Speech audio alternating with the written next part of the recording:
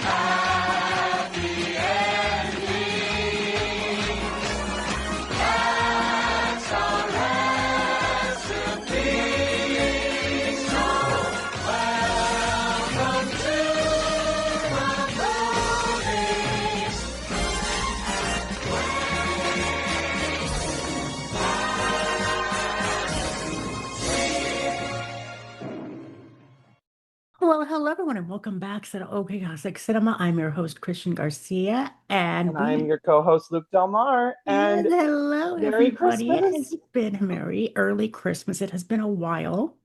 Can you guys believe it? It is already Christmas, and Luke here has his Snoopy plush doll here ready for Christmas. Oh my God, it is too adorable.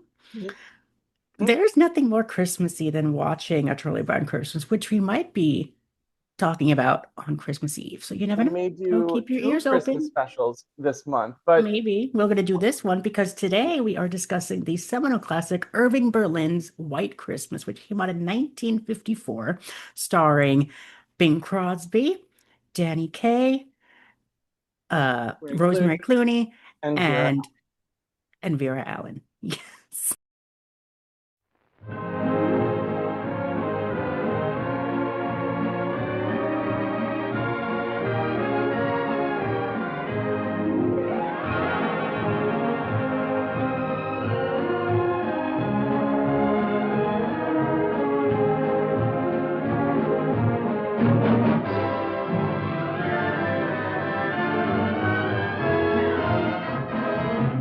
The sun shines so bright, never saw things going so right. Noticing the days hurrying by when you're in love, my heart they fly. Oh, Lord help the mister who comes between me and my sister, and Lord help the sister who comes between me and my man.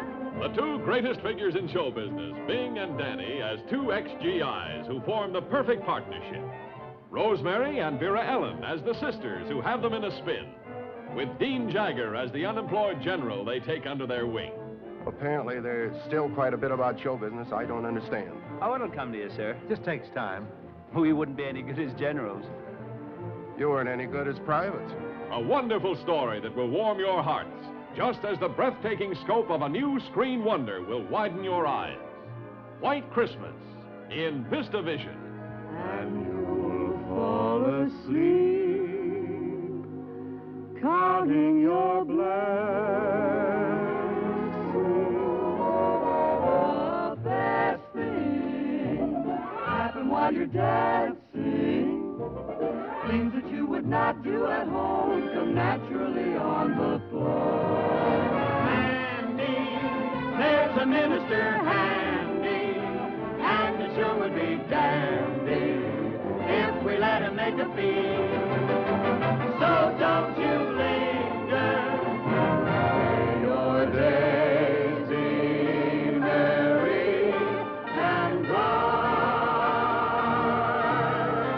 and may all your Christmases be white.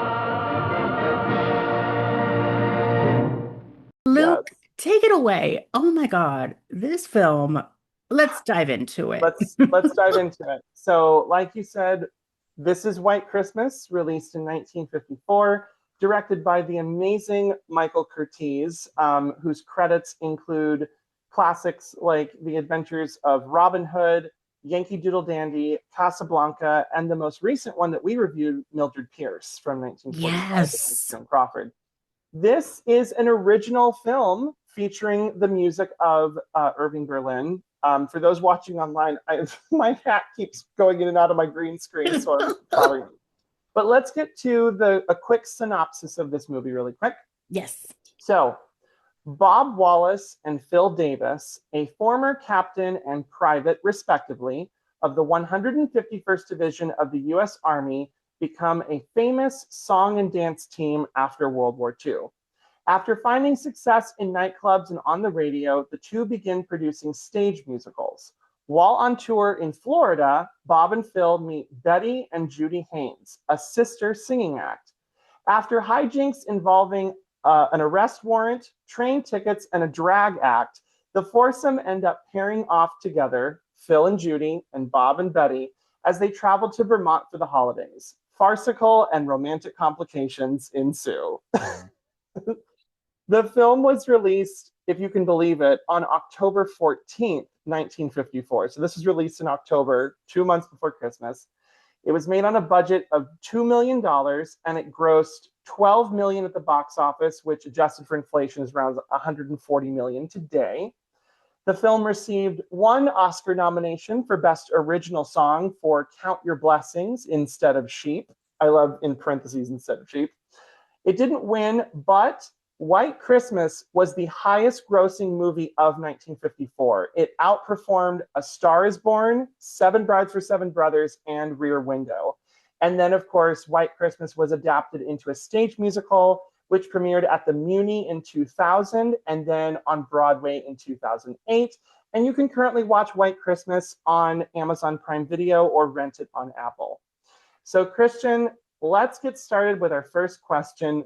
What about this movie appeals to you? You know, funny enough, I never really actually physically I haven't actually watched this film in its entirety because I've seen clips of it, like when Turner Classic Movies did their like holiday Christmas commercials, like, oh, this is what's coming for Christmas. You would always see Vera-Ellen in that rehearsal number that they did, which was amazing. Um, which was, what was it? It was Mandy, correct? That was Yes. the one? Yes. Oh Oh my gosh. gosh, that number was spectacular. Vera-Ellen is a talent in herself. Oh my God. I It's mean, you keep going. We're gonna gush go, about. go right ahead. And No, then it wasn't like we've been to like when I was growing up, I saw that people had that had that film in their DVD library. I'm like, oh, that's cool. I didn't know that you know that it existed. But I didn't actually physically watch it until, if you can believe it, 4 years ago when I started this podcast, because I've never Okay. actually seen it through and through. So I said I'm going to sit down and watch it because I always get that mixed up with Holiday Inn, Yes. which is a common mistake because I believe Bing Crosby also stars in that film, if I'm not mistaken. Yes, and they're both Yeah. written by Irving Berlin, so they both Yes. feature his music. I always get them And confused, even though I've never seen Holiday Inn, but I do want to watch it. Um, are you referring to this? Which yes, that one. and also this And for Fred those watching. Astaire. For those watching, there is Fred Astaire and there's Bing Crosby, but the DVD edition also comes with the original Broadway production of Holiday Inn, which has Bryce Pinkham and Corbin Bleu that was done for Broadway HD. So if you want to buy it, you get 2 movies for the price of one with the Holiday Inn special edition. Guys, So, here you go. Free marketing. yes, There you go. free marketing Broadway HD. But yes, What about you, Luke? What is your history with White Christmas? I was aware of the stage musical's existence Yes. because I was becoming a fan of Broadway when I was in middle school and high school in the 2000s. And I would also see like local community theaters that would do not Holiday and White Christmas. And I would, the image of the 2 men in the red Santa suits and then the 2 women in those gorgeous Edith Head costumes, which chef's kiss, beautiful for both Betty and Judy. And I was aware of the song White Christmas, but I hadn't actually sat down and watched this movie until 3 days ago to prepare for this episode. So, like Christian, I actually experienced Holiday Inn first, which, if you don't know, White Christmas was actually made as a movie to be a reunion between Bing and Fred from Holiday Inn. They wanted to do a second movie with the two of them featuring the music of Irving Berlin.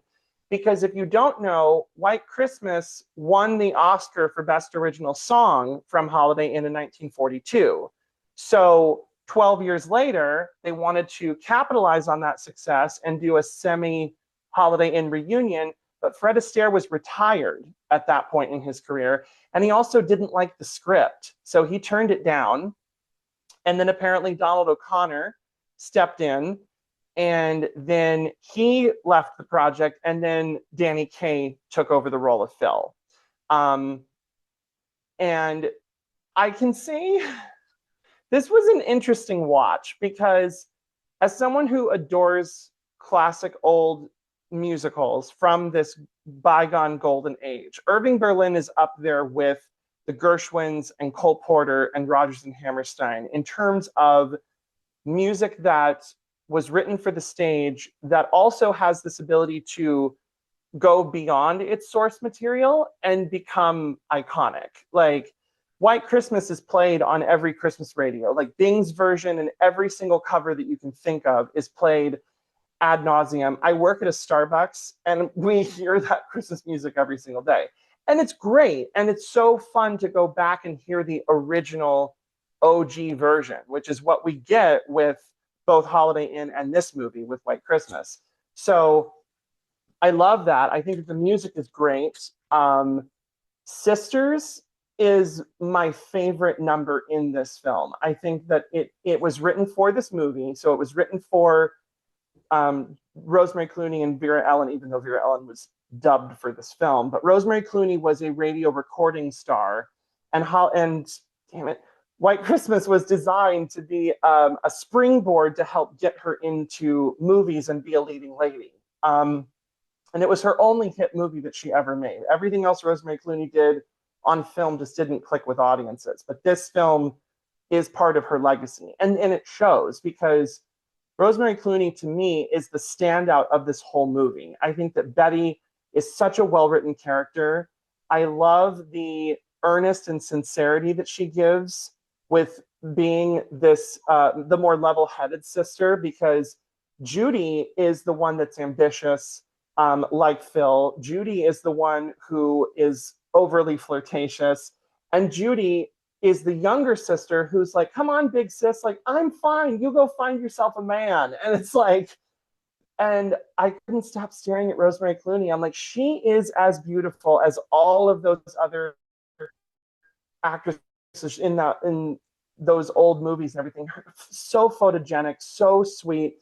And I loved her performance. The dancing in this movie is incredible, because Vera-Ellen is so great. Danny Kaye, he reminds me, I don't know if you noticed, if you felt this way, but Danny Kaye reminds me of Ray Bolger so much, so to the point where I would have thought Danny Kaye could have been a Wizard of Oz if he had been older and the right age for it. But he was giving me like Ray Bolger adjacent with his comedy and his body language and everything.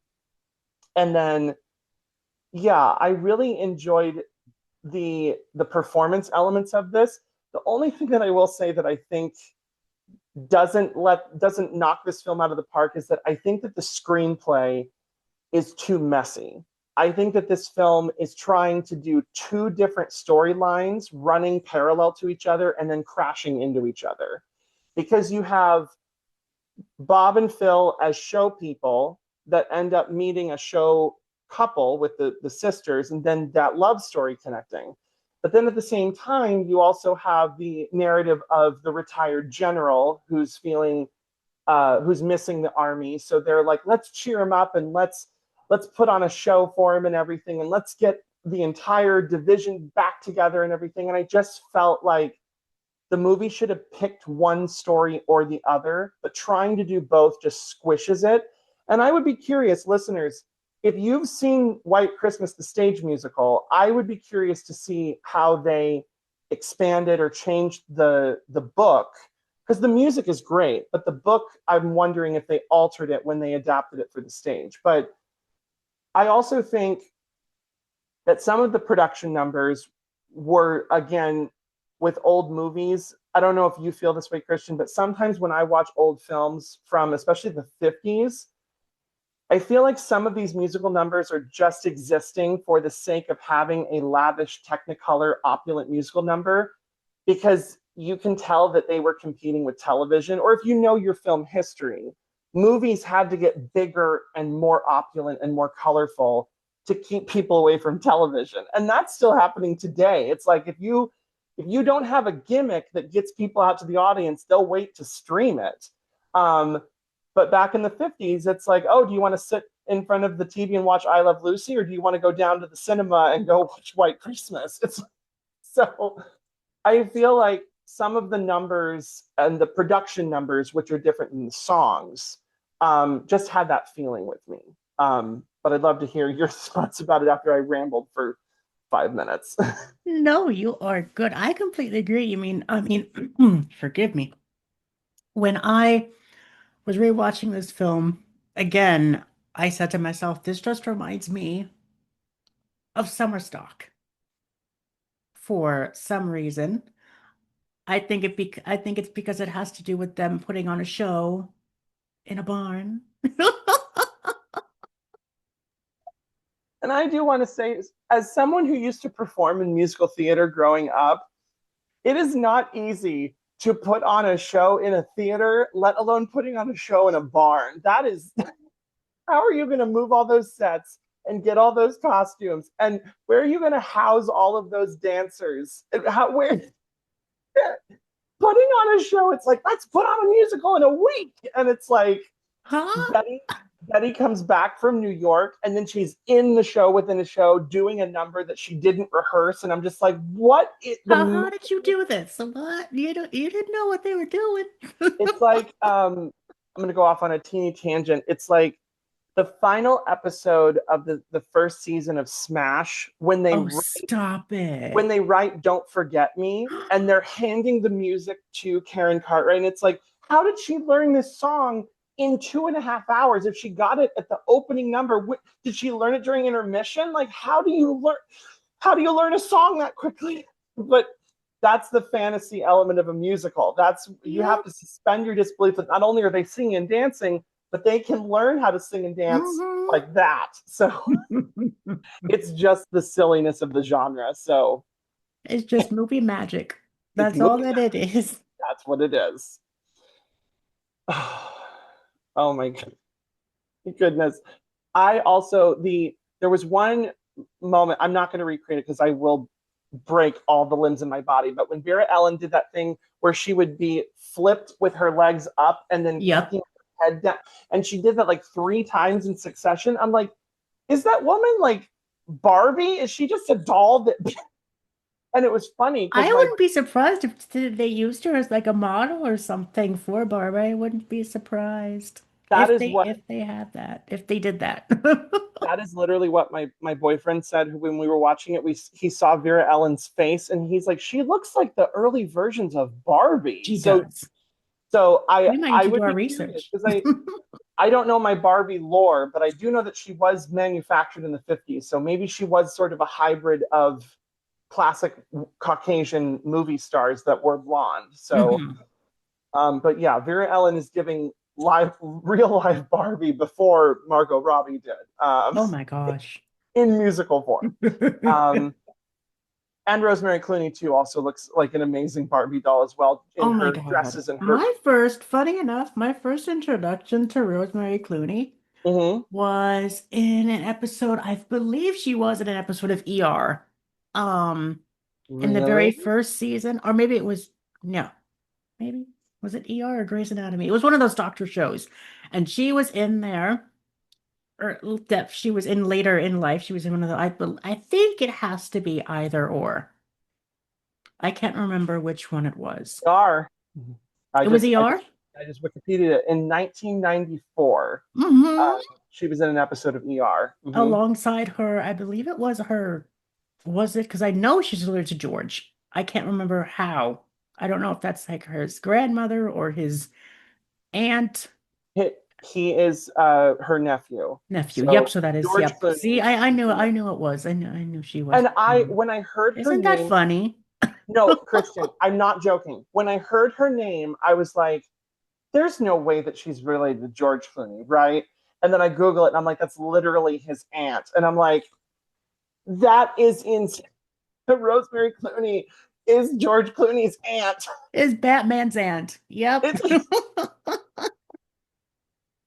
Believe me, listeners, we will be getting to that film. So don't think that we're not going to be what because we have a limit as to how many films. Well, not a limit, but we're going to get to the modern era. We will, and very, very soon. Batman So we will not be remiss when we talk about Uma Thurman as Poison Ivy, because she is a queer icon in herself, as well as Chris O'Donnell and George Clooney. So and Michelle Pfeiffer as Catwoman. And Michelle Pfeiffer. She's also a queer legend. Oh my but God. Speaking of queer, let's dive in. Let's dive in. So let's talk about Phil. The Phil of it all. The Phil of it all, which, by the way, I did look into it. And even though Danny Kaye was married, he had a wife, he had a child and everything, there was a rumor floating around Hollywood that he was in a approximately 10-year love affair with Laurence Olivier. But I'm not 100% certain if that... Yes. What? Scarlett O'Hara's husband. Yeah. Max de Winter himself, Laurence Olivier, and Danny Kaye were supposedly in a relationship on and off for about 10 years. I love that. So, because I know that Laurence Olivier was bisexual. Yes. I know that from research. That is a fact. So, but the idea of Danny Kaye being one of his lovers just because I was wondering, I was like, is Danny Kaye playing Phil as just like flamboyant and over the top just for the sake of being the comedic character to Bing Crosby's like straight, like non-comedic? I kind of guessed that because this was my second time rewatching it, and I said to myself, there has to be some reason why he's like the foil character. And absolutely, he's just like there just for comedic relief. And I love that. I love that aspect. I love Danny Kaye. Yes. But I mean, with this role, it's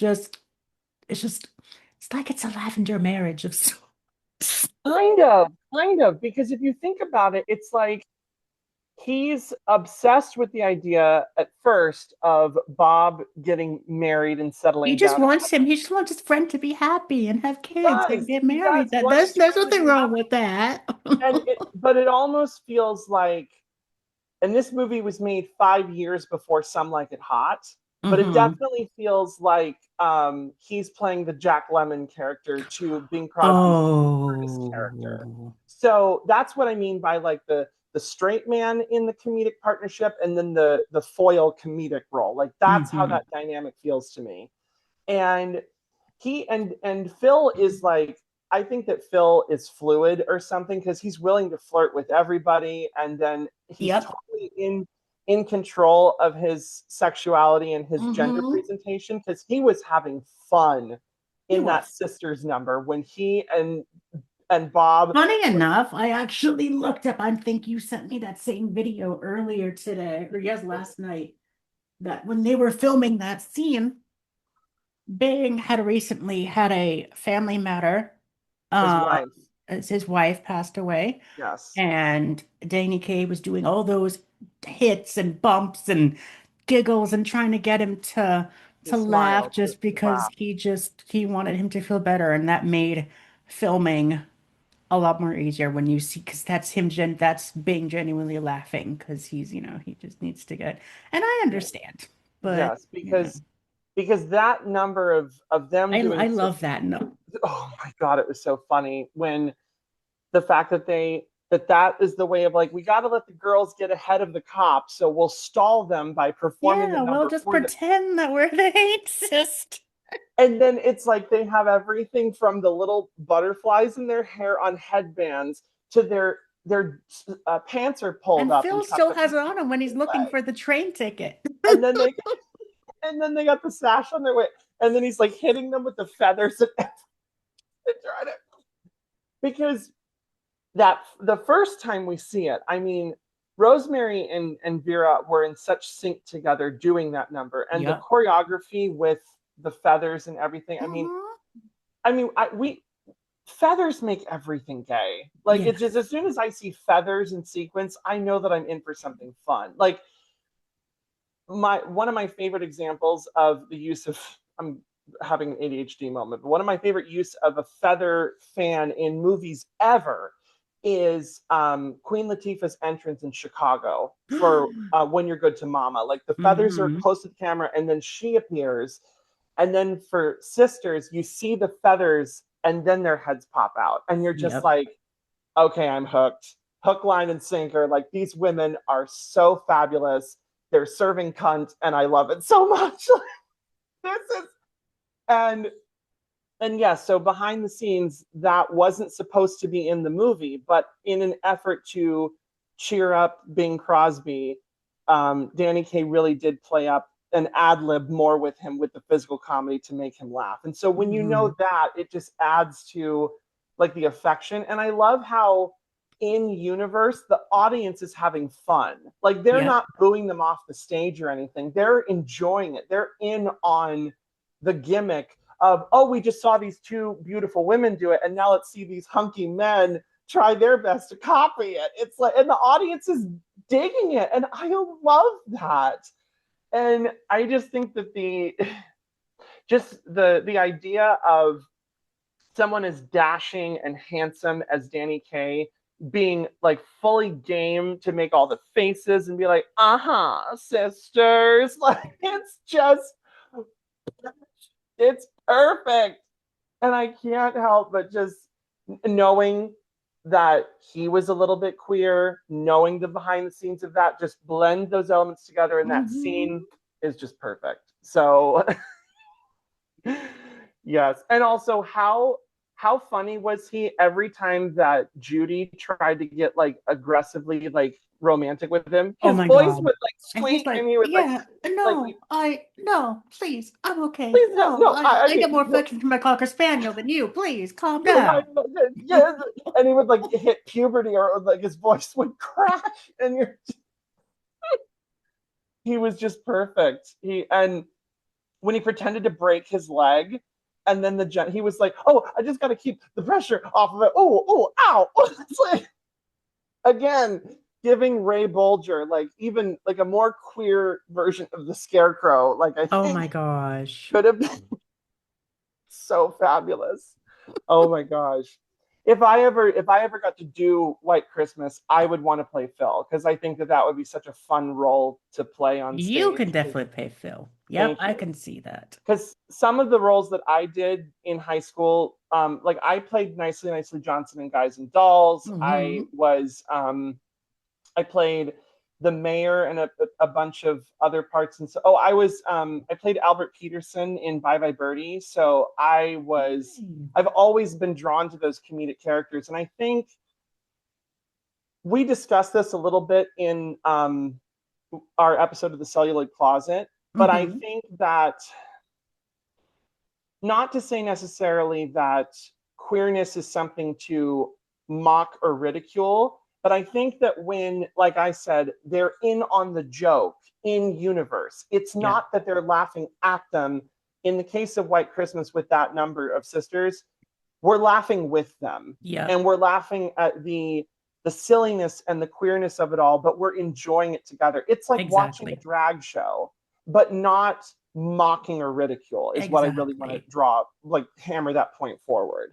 Can you imagine? Do they do that at drag shows? Can you imagine if they did that? If there is a pair of drag queens that ever wants to do Sisters, like a parody of White Christmas, but like parody of White Christmas would be amazing.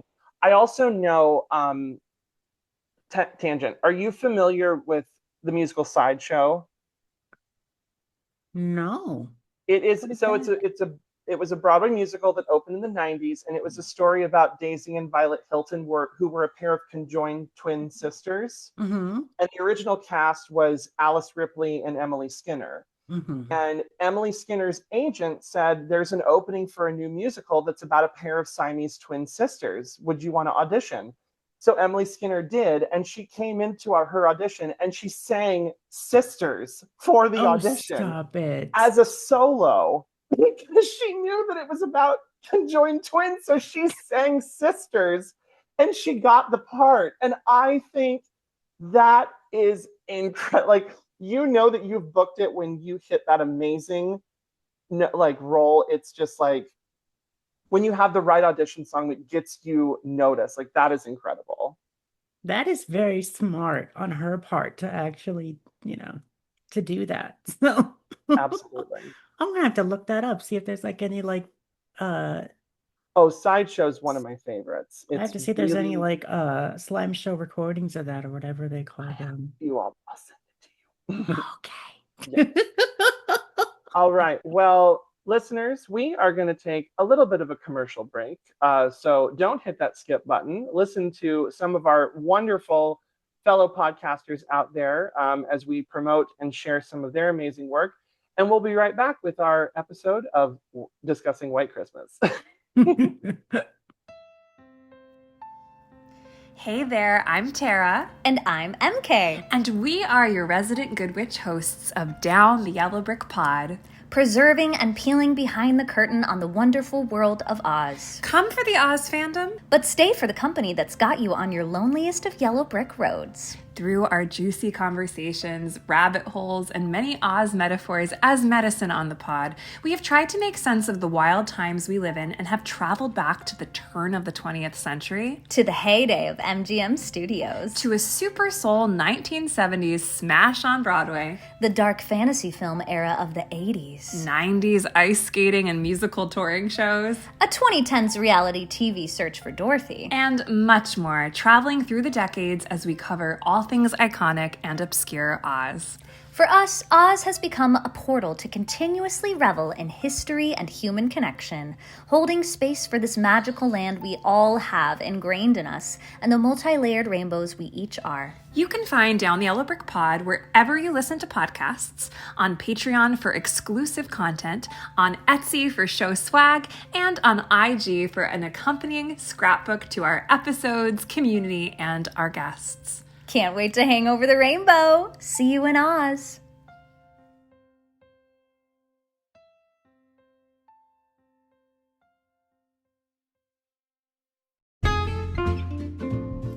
Have you ever thought, how does everyone know about this current book? And why are they running to the bookstores and libraries to get their hands on it? Or everyone's talking about this TV show, but I feel like I'm binging it months after all of my friends and family. Well, then I have the podcast for you. Hi, I'm Dr. Andrew Rimby, the host and director of the Ivory Tower Boiler Room, an arts and culture podcast. We discuss here LGBTQ plus society and culture, literature, TV, film, true crime, academic conversations, and pop culture. You can listen to us wherever you get podcasts, specifically Spotify and Apple.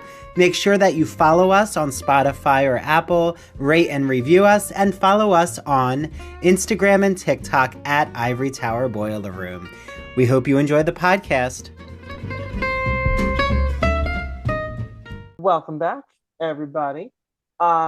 So now that we have discussed what appeals to us about this movie and our queer reading and analysis of this movie, and of course, the fabulous Danny Kaye, let's talk about how does this film hold up in the pantheon of classic movies?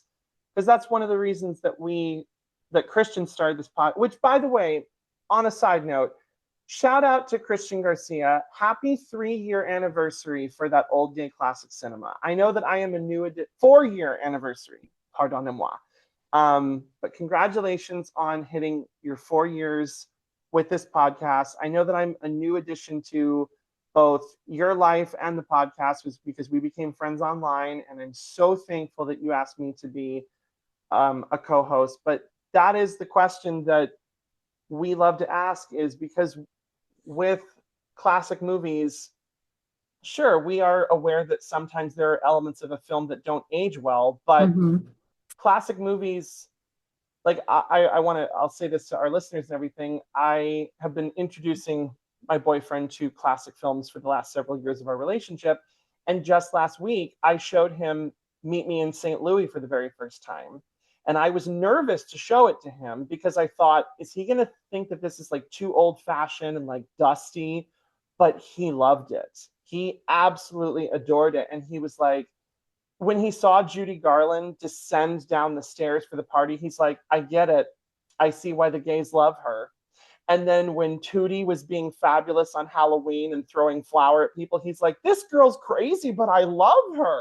I was like, look, I'm like, she was the 1940s version of Wednesday Addams because she loves digging dead, like burying dolls. Burying her dolls and everything. And then when we got to the trolley song, he was like, I know this from The Simpsons. And I'm like, yes, baby, but this is where it originally came from. And then, of course, just like with Holiday Inn being the origin of the song White Christmas, Meet Me in St. Louis is the origin of Have Yourself a Merry Little Christmas. Mm-hmm. So back to White Christmas. Christian, with you, how does this film hold up? It holds for me. There are elements that hold up greatly. There are some for me that don't. But overall, there was a reason why this film was always played on AMC every year for Christmas. There's a reason why it's always televised, why it's marketed for an American classic. It is because it is. This film really resonates to everyone who just wants to be wrapped up and drinking hot chocolate and being romanticized by the fire by Bing Crosby's blue eyes. I think this is like how he got his nickname Old Blue Eyes, because his eyes really are like crystal clear blue in this film. Yes, and just like Rosemary this division really took advantage of their use of Technicolor in this film, which I applaud them for.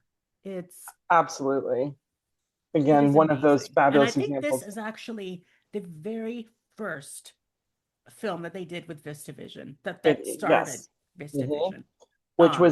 Which for those of you who don't know what VistaVision was, it was an expansion that was bigger than widescreen. Yeah. So the screen was they were getting bigger in the 50s and everything, because Technicolor had been around since the late 20s, early 30s. And then widescreen was started in the 40s, and then VistaVision in the 50s with White Christmas. So I would say, for me, what holds up the most is the songs. And White Christmas is a staple. Sisters is, like I said, my favorite. I found it I can understand because it's more of a sentimental song, but Count Your Blessings being Oscar nominated for Best Original Song. And knowing the history of Rosemary Clooney's career and how she just it was like failure to launch as a movie star, which is silly, because when you watch White Christmas, you're thinking like, this is a leading lady movie star role. Like she is like, not just as a romantic partner for Bing Crosby, but she is her own well-rounded, flushed out character. And 100%. And to know, and it's criminal that she didn't become a movie star, in my opinion, because she's just so damn sweet and likable throughout this whole film. Vera-Ellen's dancing, you just don't see that type of raw magnetism from dancers anymore. It reminded me so much of an MGM musical, even though it's not MGM. It's not MGM, it's Paramount. But I would say, I was thinking about this because I was like, who dances in movie musicals like Vera-Ellen? And you know who came to mind was Ariana DeBose in West Side Story. She is one of those people, because Ariana comes from the world of Broadway. Sid Cerise. Yes, and absolutely, Sid Cerise. She just has that sort of, because I know that Sid Cerise started out in ballet and Vera-Ellen started out in jazz as dancers when they were younger. And so just to watch them dance, even though the numbers are just there for the sake of opulence and showing off the Technicolor achievement of the wonderful choreography, there's just something about the incredible nature of Vera-Ellen's also for anybody out there who listens to our podcast and watches RuPaul's Drag Race, one of the costumes that Vera-Ellen wears is the same costume that Plasma wore in season 16, the pink one with the feather. Plasma tap danced down the runway in a replica of Vera-Ellen's costume from this movie. And I clocked it because I was like, baby, that's Plasma's costume from the runway. And he's like, oh, you're right. So I'm like, that's where, because Plasma is a musical theater queen. And Plasma, if you're out there, we want you to come on the podcast. Yes. Plasma, come on. Yes. So we'd love to have you. I echo your sentiment of this movie is very cozy for people that want to curl up by the fire and want something. I know it's a running gag in the movie that there's not enough snow. Like when they get to Vermont, there's no snow. But the fact that this movie, it's bookends. It opens and it closes with the title song, White Christmas. Mm-hmm. So even though the rest of the movie doesn't have a lot of Christmas elements, this film, of course, still stands on the shelf with other Christmas classics. So shall we get into some fun facts and behind the scenes of this movie? So as I mentioned this earlier, but yes, so White Christmas, the song was first introduced in the 1942 movie Holiday Inn. And then Paramount wanted to do a reunion with Bing Crosby and Fred Astaire, but he turned the project down. Donald O'Connor was then signed on to do Phil, but then got sick, and then he had to drop out. And so Danny Kaye took over. And lots of rewrites were done on the script, mostly because Danny wanted to punch up the comedic elements of the character, and it shows with the finished product. I love this one. So Betty, played by Rosemary Clooney, is supposed to be the older sister between the Haynes sisters, but Vera-Ellen was actually 7 years older than Rosemary Clooney. What?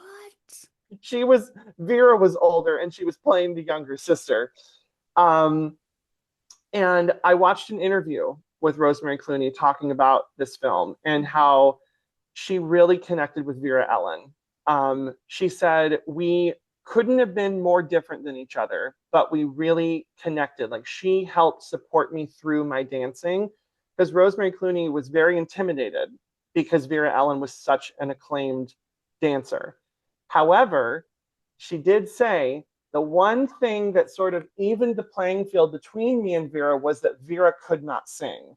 And she goes, so her voice had to be dubbed. And Rosemary Clooney said, if they had just dubbed my dancing, then we would have had a perfect movie.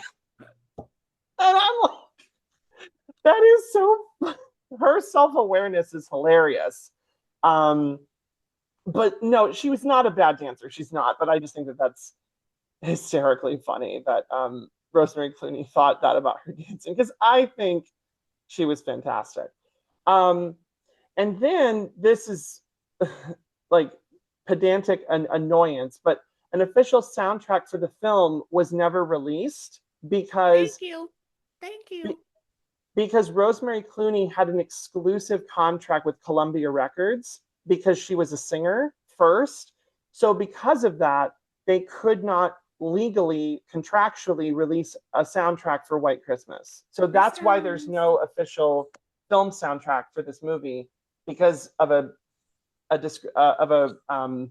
non-competitor agreement. This sounds a lot like Roger and Hammerstein's Cinderella with Brandy and their competitiveness with no soundtrack release. This sounds a lot like that. And all of us are still very All of us are salty about that. All of us are salty. It's like, I don't wait know. till we get to the film, because we will be discussing that film at length in the future. I'm not sure, because I haven't dove into the history of that one, but I don't know if it was something that had to do with Whitney Houston or Brandy. It was Brandy herself. It was Brandy.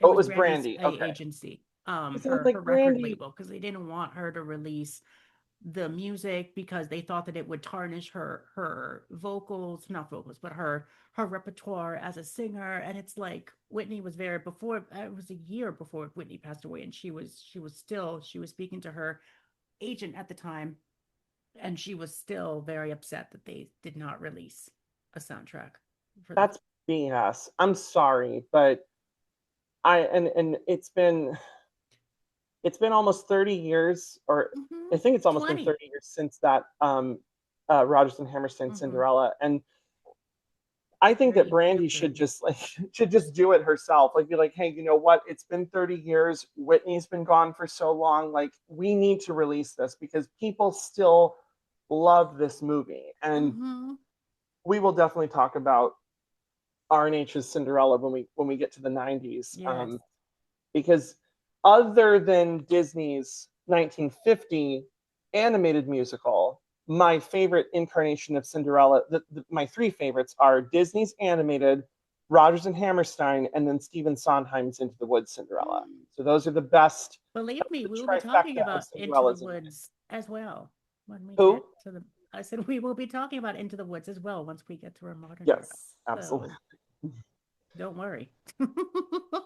Anywho.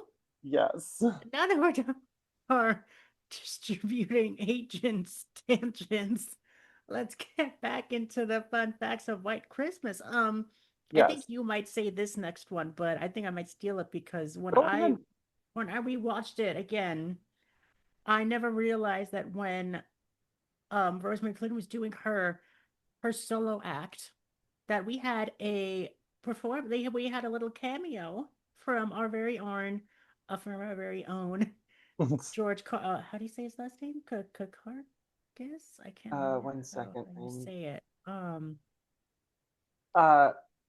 Is it George Chirakas or Chikarkas? I think Chirakas or something. George Chirakas. Yep. He was Bernardo in 1961 West Side Story, as well as he also played Riff in the Broadway version of West Side Story. Funny enough. Yes, I believe he did. He went from playing Riff on Broadway to playing Bernardo in the movie.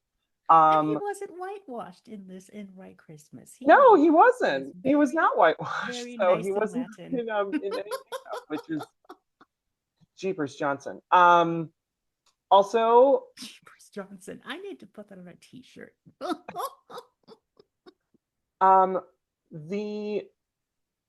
We also have another like 6 degrees of separation case where Mary Wickes, Wickes, who plays the housekeeper in I loved her. I loved her too. She plays the housekeeper in this movie. She then also was the nurse in Now Voyager, who takes place of Betty Davis's mother. But her film debut was in one of my favorite Christmas movies, which is The Man Who Came to Dinner. And she did that. She played Nurse Preen, who, if you've never seen The Man Who Came to Dinner, it is about this like boorish celebrity who breaks his hip on a patch of ice and has to stay wheelchair bound and bedridden. And he verbally abuses this nurse, and her facial expressions are just amazing. And she gives great face in this movie as well. I loved it. Also, I don't mean to be rude, but Dean Ragger, who played the general, when we go from the 1940s, when we're in wartime, to all these years later, you can see the spray that was done to his hair, like the off gray. And in some lighting, it looked green. And I was like, oh no, hair and makeup. Why would you do that? He doesn't need to look more gray in the hair. That was so rude. I'm like, you done him dirty. Whoever did hair and makeup on this film. They did not have to do that. They did not. And his normal hair, because it's fine. They don't. It's perfectly fine. There's nothing wrong with it. Also, I know that he didn't have many speaking lines, but Johnny, the dance partner that Judy dances with in like some of the show within a show musical numbers, his name was John Barcia. I hope I'm pronouncing that correctly. And he was in other movies with Sid Charisse as a dancer. Of course he was. Fine as hell. I thought he was so handsome. Yeah. Like, I mean, and not to point Christmas. But when we open up the movie, we see General Waverly talking to, I can't remember who it was, but there was a man that kept following him around with a beard, and I was like, oh, he's kind of cute too. There's so much eye candy. I mean, I mind you, know. I do love a man in uniform, so I'm like, oh, hello. Hello. We hear that old gay classic cinema loves some good eye candy. So, and this movie is not short on that either. No. For either side of the spectrum, because the ladies are beautiful too. So yeah, I said earlier, this was the highest grossing movie of the year. So clearly audiences in the 1950s love Technicolor and Christmas and it's movies been and everything. And so released every year since I remember. I know that it was always on AMC or Turner Classic Movies every Christmas, every month of December, every other night of December. It was on. Like, you could not switch a channel without finding White Christmas. Absolutely, and I would that's definitely where it gained its audience. Absolutely, and I would definitely put this on the same shelf as Meet Me in St. Louis, because, like I said, the whole film of White Christmas isn't necessarily set at Christmas time. It spans a huge chunk of time, like multiple years. The film isn't exclusively set at Christmas, but neither is Meet Me in St. Louis. But because of the songs, because the Christmas moments are so iconic, that is why these movies stand the test of time and are on that shelf of Christmas films. Because I know that there are movies out there that are up for debate as to whether or not they classify as Christmas films. But I wanted to ask you, Kristen. To see Die Hard, don't kill me. Okay, we listen and we don't judge. You haven't seen Die Hard, is that what you said? Nope. Okay. I'm going to say something bold here because it is Christmas time, and this is just my opinion, so please don't tear me to shreds when I say this. But I will shout this from the rooftops with a sign above my head proclaiming that The Nightmare Before Christmas is not a Christmas movie. That is a Halloween movie. I'm sorry. I've watched it twice, and I can't accept the notion that that film is a Christmas movie. It's like, no, that is a Halloween movie. I agree. We spend there. What? I agree with you there. Thank you. I was so worried this was going to destroy our friendship or something. But yes, White Christmas, Meet Me in St. Louis, and Holiday Inn are all wonderful classic films that have iconic Christmas songs in them.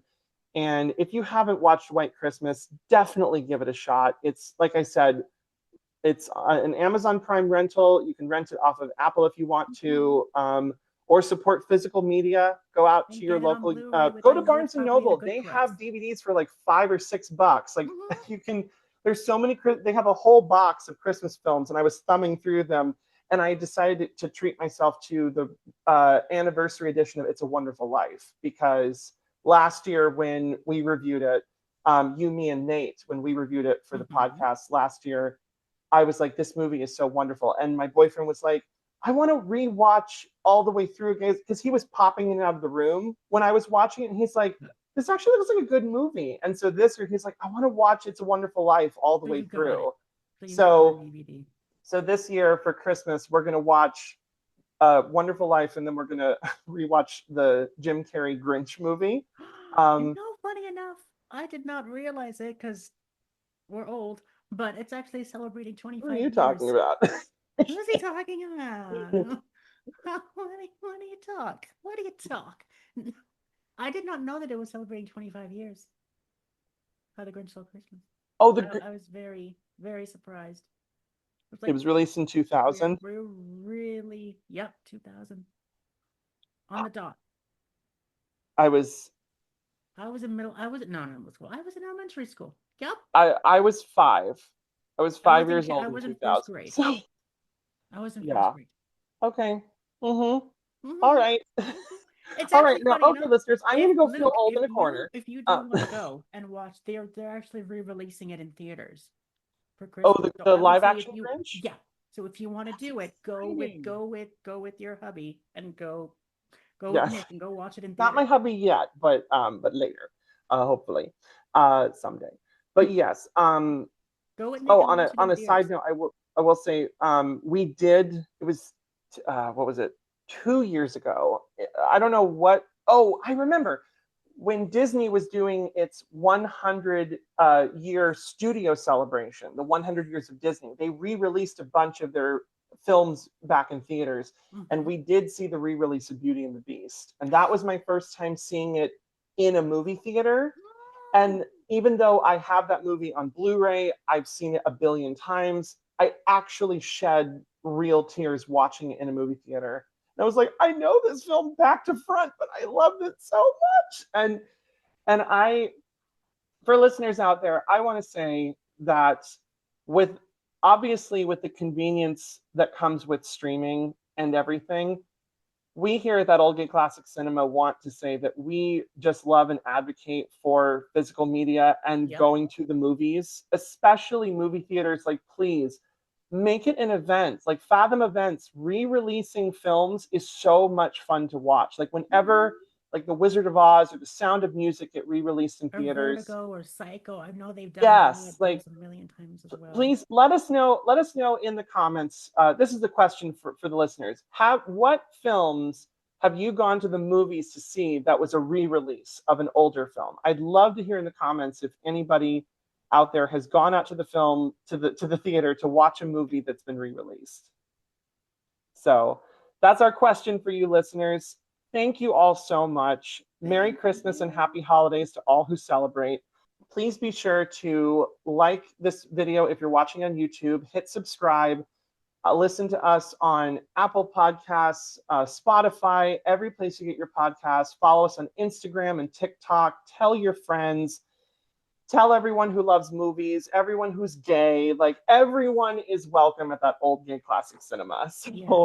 No matter what age you are, no matter where you are in the world, we welcome you with open arms, and we want to say thank you very much for supporting us and just allowing us to take a minute and a listen into your life. And we just want to say thank you so much for allowing us that little space and allowing us to continue to grow over the past 4 years. And I just want to say I wouldn't be without remiss as to saying thank you to all of our listeners who have been with us since the very start.